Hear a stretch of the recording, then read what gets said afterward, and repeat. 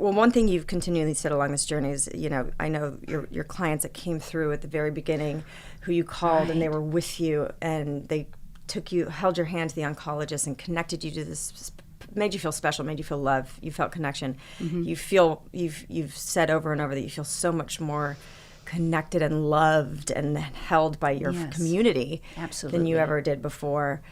And I'm wondering, I want you to talk about that a little bit, but for you to lose your sense of self, or for you to not think you're worthy, or for you to, to distract yourself away from, because you didn't feel like you had, real estate in this world, did something traumatic happen to you as a child? Was it just a general sense of lack of worthiness that you feel? Have you gone back to that where it's like, how did I have such a low sense of self, or a self, where you kind of made yourself sick to your stomach? Right.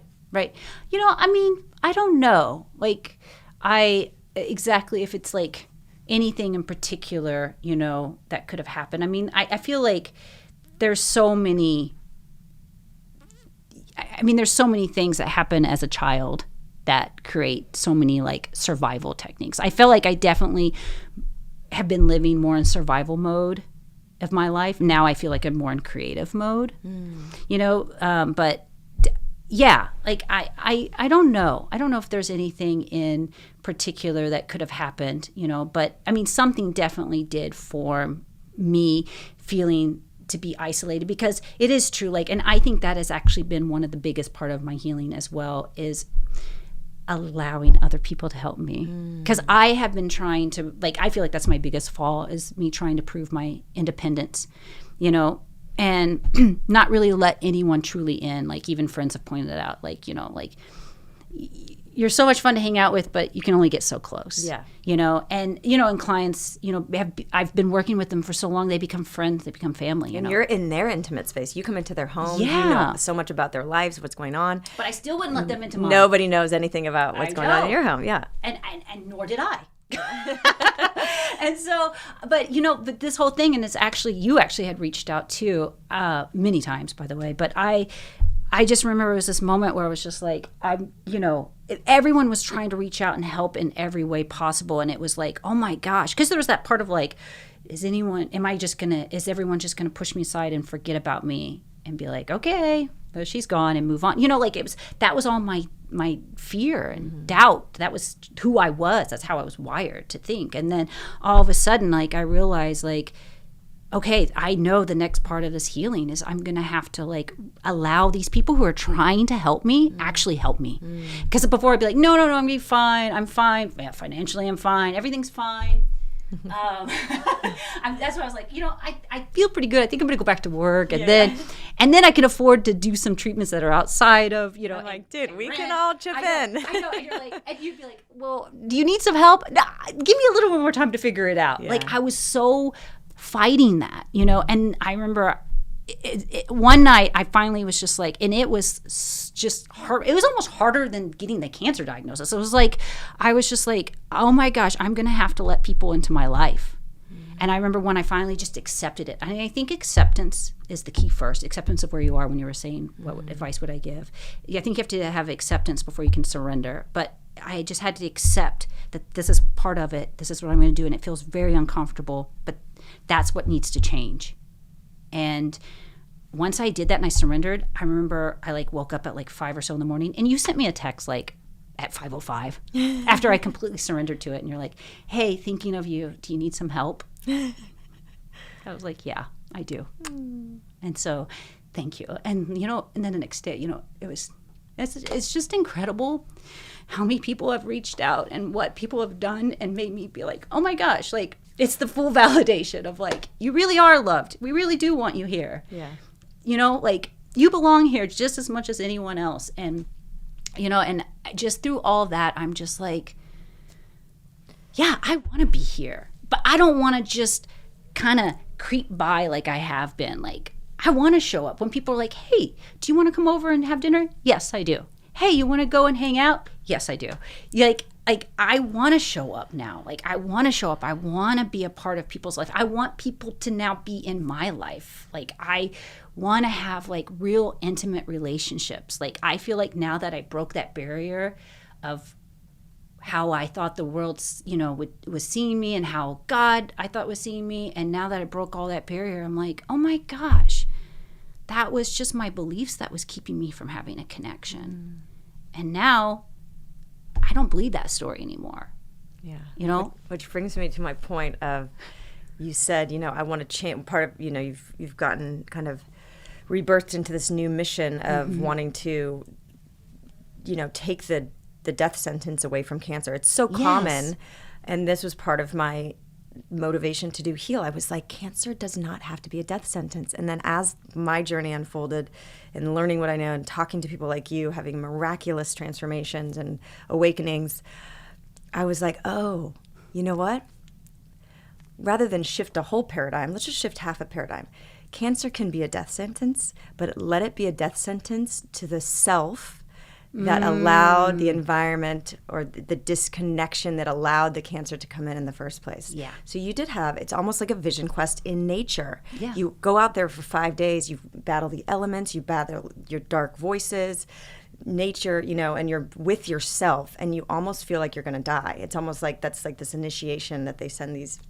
A lot of civilizations have sent these young warriors on these vision quests so that they can die to their old self. And then they're rebirthed into this strong warrior.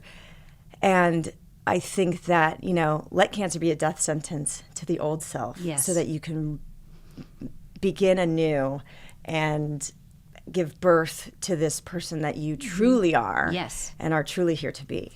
That's perfect. That's so beautiful. That's exactly what it needs to be. It doesn't have to be. And, it's so easy for people to get thrown in and be played as a victim. Oh, poor you have cancer and this and that. And it is like, I'm so sorry. That's terrible diagnosis. But don't put people into victimhood.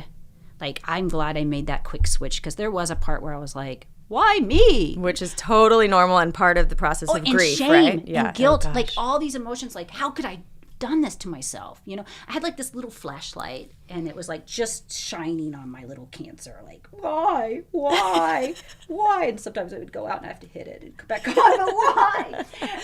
and it was just like, but if you're just gonna sit there and look at that, there's like so much more. This is just one little thing that's teaching you something. Like there's so much more. Like once I feel like that's what faith is what healed me, and I feel that once I put my focus, right in the front where it needed to be, all of a sudden I gained wide angle vision. Like I wasn't looking anymore at that little cancer, why me, poor me. With the little flashlight. That doesn't stay on. And like, why me, poor me. Why not the other person? Why not? Is this karma? No, it's nothing like that. It's not I'm not a bad person. It's not karma. It's none of those things. It's just like, but I didn't know that until I finally quit looking behind me and looked at the light and love that's in front of me, lighting my steps. And now I'm like, oh my gosh, I see so much more. Do I understand all of it? No. But I see so much more. And in that space, I feel peace, love, and joy.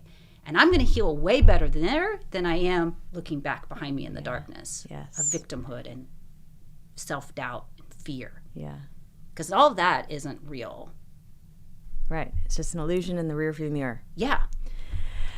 I mean, so much of what you said is like reminding me of why I did heal. And it's like you're speaking in all the metaphors that I literally told myself. I said, I want to, shift the paradigm so cancer is no longer a death sentence. Yes. We live in a toxic world. We all have generational trauma. We are creating an environment where cancer is thriving, but we also have the tools to then shift our environment, shift our perception, and become who we truly are. Yes. And which doesn't have space for cancer in who we truly are. So, in my belief. So, then you say when you had wide angle vision, when your perspective opened up so much wider and you pulled the focus off of the problem. Yeah.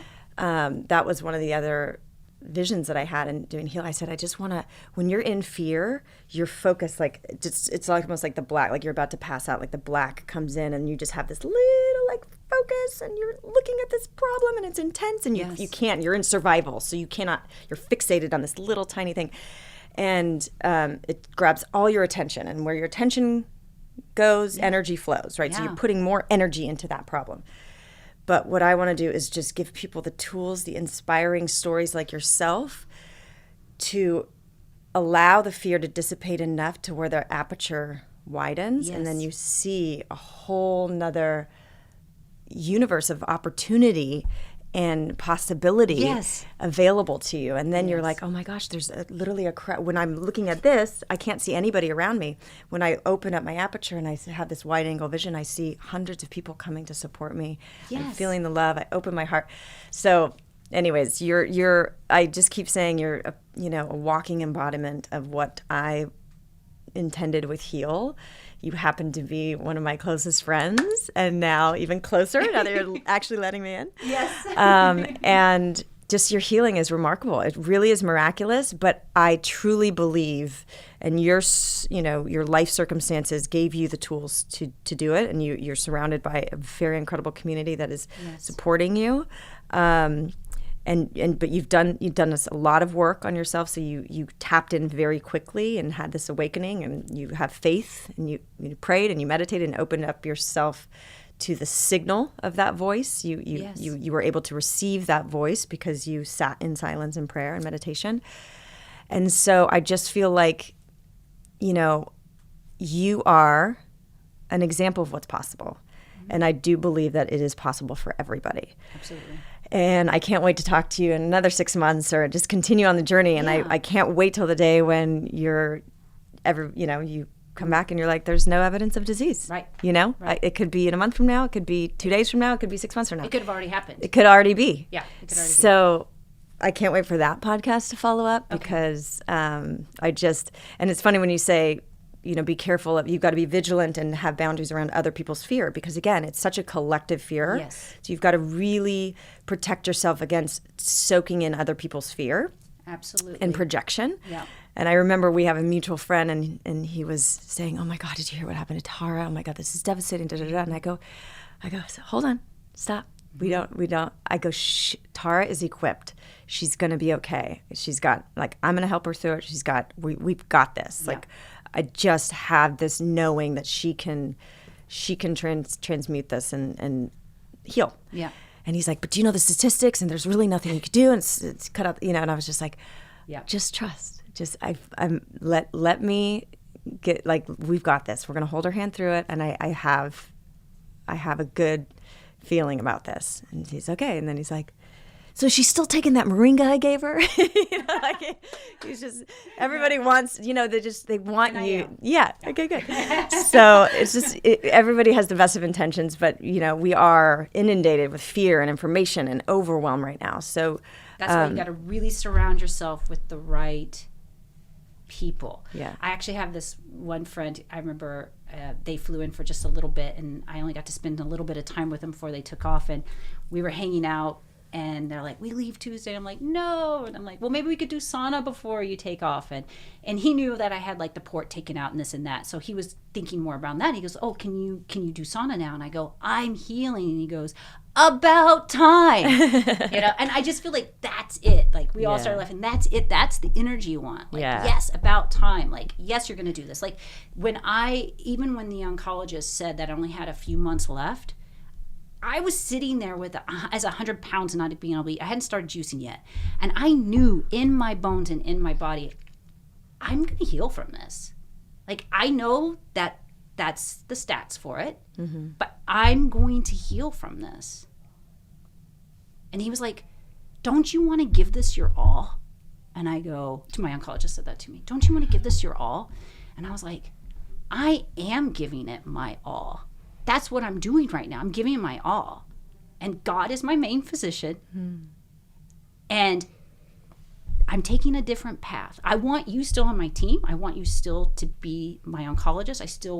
I have so much respect for you. And I know you care about me and you care about your patients. So don't fire me. But I'm taking a different path. And that's, and that's when he told here me. we are today. And here we are today. And I'm healing. And he even went in and felt in my stomach. You couldn't touch my stomach, and now you can fully go in and touch it. It's completely supple. Amazing. And by the way, I did have another CT scan done while I was in the hospital.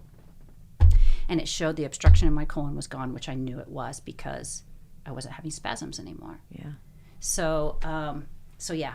So to be continued. I thank you for sharing your story, your light. I'm so just beyond grateful and just so grateful that you're here and me too. And just like just glowing, Yeah. And feeling great. The best I've ever felt. Wow. I'm so grateful. Thank you for listening to the Heal Podcast. Be sure to tune in for more empowering wisdom and inspiring healing stories. Oh, and make sure you hit the follow button on Apple, Spotify, or wherever you listen to podcasts so you don't miss that one episode that holds the answer you've been searching for. And if you feel inspired, we would love you to rate and review us so that we have the opportunity to reach more people. And of course, you can follow us on Instagram for some behind-the-scenes fun and more inspiration at @HealDocumentary and @KellyGorris. Thank you so much and be well.